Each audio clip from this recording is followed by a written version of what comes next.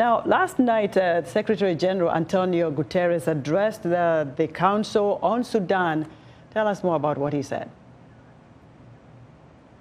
Yeah, I think I'll just pick up where David left off. Antonio Guterres was very clear. He said that Sudan has 7 countries around it, 7 neighbors, and that if this drags on and becomes a full-scale war and is prolonged, it has the risk of spilling over to the neighbors, but also setting back the region's development, he said, by decades. So he is really, really calling for the guns to fall silent because it's just putting so much at risk, not just Sudan.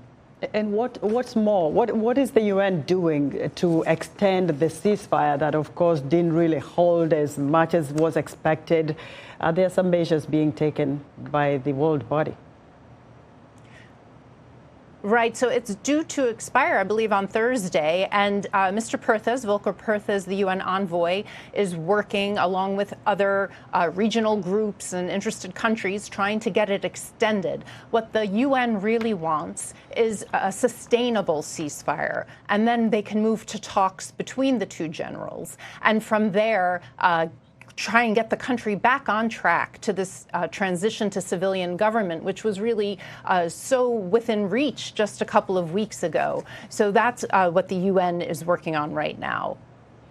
Margaret, do we know whether aid operations are still ongoing in Sudan given this volatile situation? Sure, it's a really difficult and dangerous period for aid workers. Their movements are constrained just like the populations. The UN can't really fly in new supplies right now. Airspace isn't particularly open, and Khartoum airport was damaged in the fighting and such. They're focused on relocating staff around the country to Port Sudan and to some other locations. 5 aid workers have been killed in the past 11 days in the crossfire in the violence. But the UN is very clear, very adamant. They are not leaving Sudan. They are staying and they are assisting the people. You know, before the fighting started, there were around 15 million Sudanese who needed humanitarian assistance. So the UN isn't going anywhere, but they're just having to suspend a bit for now, and hopefully if they can get a sustainable ceasefire, which is what they really need, then they can resume helping people at the scale and with the speed that they need to do it.